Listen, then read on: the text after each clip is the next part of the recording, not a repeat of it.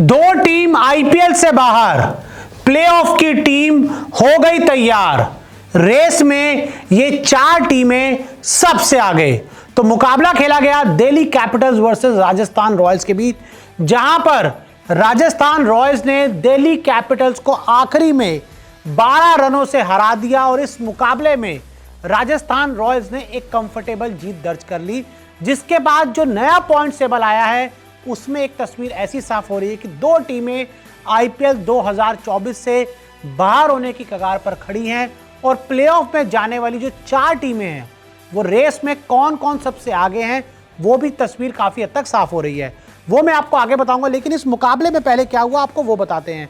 तो राजस्थान रॉयल्स ने पहले बल्लेबाजी करते हुए 185 रन बनाए। उनकी जो शुरुआत थी बड़ी खराब रही थी। 36 रन पर 3 विकेट गिर गए थे। यशस्वी जायसवाल, जॉस बटलर और संजू सैमसन ये तीनों आउट हो गए थे। हालांकि उसके बाद रियान पराग आए और रियान पराग ने 45 गेंदों में जो 84 रन की पारी खेली, 7 चौके 6 छक्के लगाए, उससे उन्होंने एक मजबूती दिलाई राजस्थान रॉयल्स को। साथ ही रविचंद्र अश्विन को प्रमोट किया गया, नंबर 5 पर भेजा गया। उन्होंने 19 गेंदों में 29 रन बनाए, 152 से ज्यादा का स्ट्राइक रेट, 3 छक्के उन्होंने भी लगाए।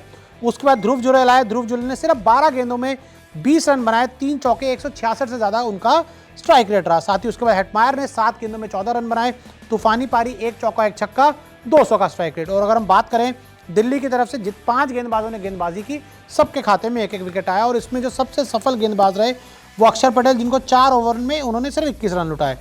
अब बारी थी दिल्ली कैपिटल्स की इस टारगेट को चेस करने की। टारगेट बहुत बड़ा नहीं था और दिल्ली की जो शुरुआत थी वो भी बड़ी अच्छी हुई थी। 3 ओवर में इन्होंने स्कोर बोर्ड पे 30 रन लगा दिए थे, लेकिन मिचेल मार्श के आउट होने के बाद जो दिल्ली का चेस था वो काफ़ी थोड़ा सा हिल गया। मिचेल मार्श 23 पे आउट हुए।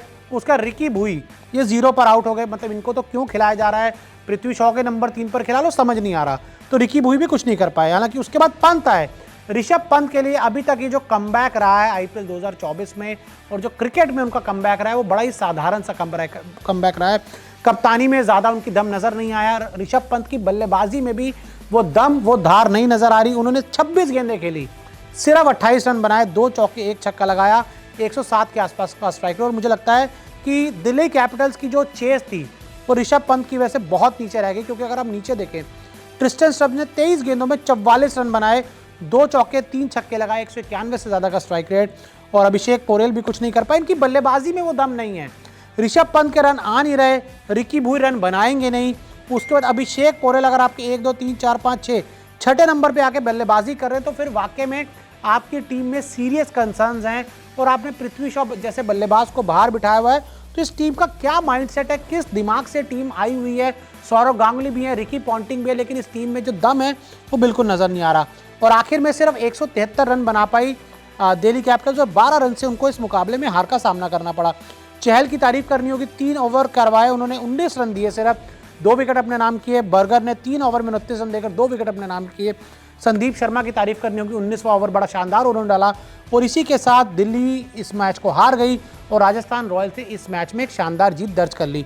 अब मैं आपको पॉइंट टेबल दिखाता हूं, जिसमें आपको राजस्थान रॉयल्स का रॉयल प्रदर्शन नजर आएगा। कि राजस्थान रॉयल्स पॉइंट्स टेबल में पहले भी 2 थी, लेकिन अभी भी 2 है, क्योंकि उनका जो नेट रन रेट है वो इस मैच में बहुत ज़्यादा नहीं हो पाया।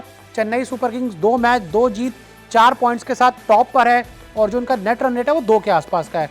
आरआर 2 मैच 2 जीत 4 पॉइंट्स प्लस 0.800 का इनका नेट रन रेट है। एसआरएच 2 मैच 1 जीत 1 हार 2 पॉइंट्स प्लस 0.675 का नेट रन रेट है। केकेआर 1 मैच 1 जीत 2 पॉइंट्स प्लस 0.200 का नेट रन रेट है। और ये जो ऊपर की 4 टीमें हैं ये काफ़ी हद तक हमें मजबूत नज़र आ रही हैं फिलहाल प्लेऑफ में जाने के लिए। और अभी तक जो परफॉर्मेंस किया है, अभी तो जो प्रदर्शन रहा है उस आधार पर तो सीएसके, आरआर, एसआरएच और केकेआर ऊपर रेस में लगी हुई हैं। हालांकि बहुत अर्ली स्टेजेस हैं, लेकिन जो प्रॉब्लम है वो 2 टीमों के लिए बहुत ज़्यादा बढ़ गई है। उसमें दिल्ली कैपिटल्स है जो 8वें नंबर पे है, 2 मैच 2 हार, कोई पॉइंट नहीं, माइनस 0.528 का net run rate. MI 2 match 2 हार, माइनस 0.925 का नेट रन रेट और कोई भी पॉइंट्स नहीं।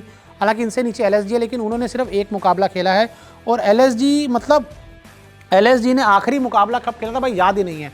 और अब वो शनिवार को मुकाबला खेलेंगे, यानी कि तब तक आरसीबी की मैं बात करूं, आरसीबी अपने 3 मैचेस खेल चुकी होगी, लेकिन जो आपकी एलएसजी है वो अभी तक एक भी दूसरा मैच भी नहीं खेल पाएगी और केकेआर ने भी अभी तक एक मैच खेला है, हालांकि उनका आरसीबी से दूसरा मैच है।